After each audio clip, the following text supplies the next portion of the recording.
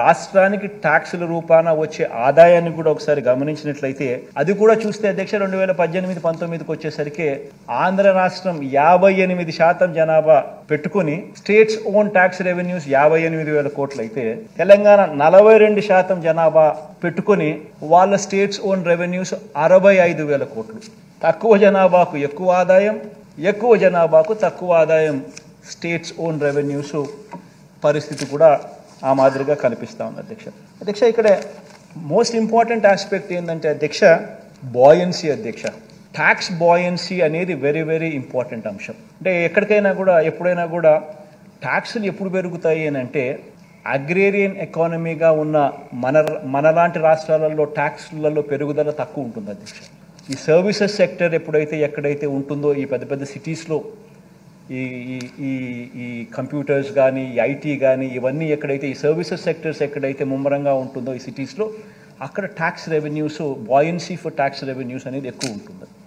గమనించినట్లయితే అధ్యక్ష ఆ బాయన్సీ ఆఫ్ ట్యాక్స్ రెవెన్యూస్ అందుకని నేను విశాఖపట్నం అని చెప్పి అంత గట్టిగా ఎందుకు అంతగా చెప్తా ఉంటాను అంటే దానికి కారణం అది అధ్యక్ష.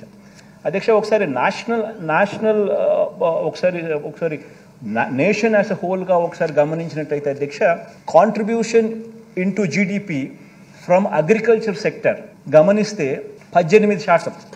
అగ్రికల్చర్ నుంచి జీడిపికి కాంట్రిబ్యూషన్ నేషన్ వైడ్ గమనిస్తే 18% ఉంటే తెలంగాణలో 17% అను ఆ మాదిరిగా ఉంటే మన రాష్ట్రంలో అగ్రికల్చర్ నుంచి జీడిపికి కాంట్రిబ్యూషన్ 34%. దీనివల్ల ఏమవుతుందనంటే అధ్యక్ష దీనివల్ల ఏం జరుగుతుందనంటే మంది రైతులతో కూడిన ఎకానమీ. సో దీనివల్ల ఏమవుతుందనంటే ability to generate tax revenues మనకు తగ్గుతాం. This is inherited legacy inherited. So ఇటువంటి చోట అందుకనే ఇటువంటి చోట హైదరాబాద్ లాంటి నగరం లేకపోవడం ఇంకా దారుణం. దాని దెబ్బకి ఏమవుతుంది అని అంటే బాయన్సీ ఆఫ్ ట్యాక్స్ రెవెన్యూస్ కూడా తక్కువ కావడం. అందుకనే మీరు గమనించినట్టయితే అధ్యక్ష 2018-19కి వచ్చేసరికి మన ఆంధ్ర రాష్ట్రంలో tax revenues states own tax revenues 58,000 కోట్లు అయితే తెలంగాణలో స్టేట్స్ ఓన్ ట్యాక్స్ రెవెన్యూస్ 65,000 కోట్లు. అక్కడ జనాభా 42%, 3.63 crores. మన జనాభా 58% అంటే 5.14 crores.